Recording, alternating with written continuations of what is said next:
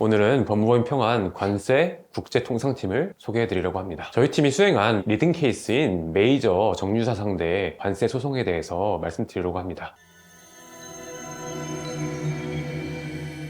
권영기 변호사님 함께 자리해 모셨습니다. 안녕하세요. 평안 권영기 변호사입니다. 오늘은 관세평가가 주요 이슈가 된 사건을 살펴볼 텐데요. 김 변호사님, 어떤 사안이었죠? 이 사건은 2013년으로 거슬러 올라가는데요. 국내의 한 정유사가 석유 트레이딩 사업 부문을 물적 분할하여 중개회사를 설립한 게 발단이 되었습니다. 해당 정유사는 그 이전부터 이란으로부터 원유를 공급받았는데요. 그런데 중간에 중개회사가 생기면서 이란이 트레이딩 회사에 공급하고 이걸 다시 트레이딩 회사가 정유사에 공급하는 형식으로 바뀌면서 구조가 바뀌게 되었습니다. 언뜻 봤을 때는 큰 문제가 없어 보이는데요. 어떤 이유로 이 정유사에 대해서 과세 처분이 있었을까요? 당시 이 정유사가 신고했던 원유의 가격은 트레이딩 회사가 이란으로부터 공급받았던 가격인데요. 사실 트레이딩 회사도 중간에서 중개를 하고 있었기에 일부 거래에서는 약간 차익이 발생했고, 정유사가 석유를 도입한 단가는 그만큼 약간 올라가게 돼 있었거든요. 관세청은 이 부분을 포착해서 그 차익이 발생한 부분들만큼 증액해서 과세 가격으로 보았고, 가산세를 포함해 200억 원이 넘는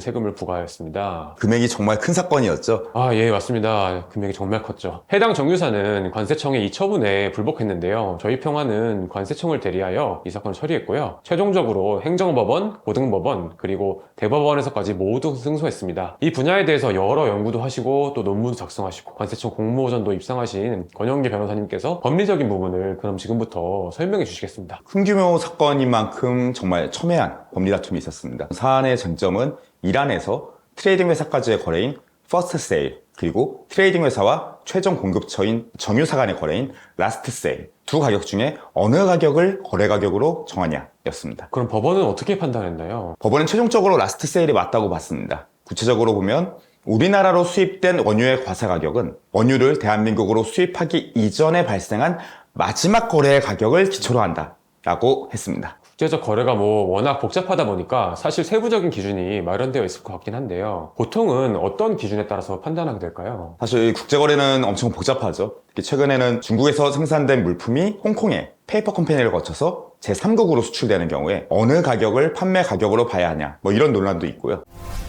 현재 확립된 국제적인 기준부터 말씀드리면 라스트 세일 룰이 대세로 자리 잡았습니다. 일본이나 유럽, 캐나다 같은 여러 주요 무역국들이 모두 다 이 기준을 채택하고 있고요. 이 외에 또 어떤 쟁점이 있었을까요? 정유사는 쟁점 원유를 수입하는 자가 자신이 아니고 계열회사다라는 주장, 그리고 부가가치세법하고 통일적으로 해석해야 된다라는 주장, WCO의 예해의 해석 방법에 관련한 주장, 이런 주장들을 추가로 했는데요. 법원은 수입하는 자가 정유사라고 판단하고 관세법의 해석은 부가가치세법이 아니라 WTO 관세평가 협정에 따라 이뤄져야 한다라고 보았고요. WCO 권고 의견과 예해는 라스트 세일 룰을 지지하고 있다 라는 판단을 내리면서 법무법인 평안의 주장이 모두 타당하다라는 결론에 이르렀습니다.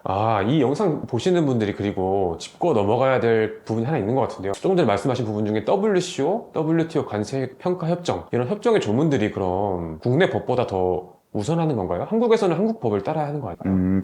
중요한 지적이네요. 일단 우리 헌법은 제6조에서 헌법에 의하여 체결 공포된 조약과 일반적으로 승인된 국제법규는 국내법과 같은 효력을 가진다 라고 규정하고 있고요. 우리나라는 WTO 1995년에 창립 시점에 조약을 체결했습니다. 사실 WTO 협정 내용은 우리나라 관세법이 여러 차례 개정되면서 협정의 취지가 대부분 우리 관세법에도 그대로 반영이 됐습니다. 그리고 WCO는 세계 관세 기구의 약자인데요.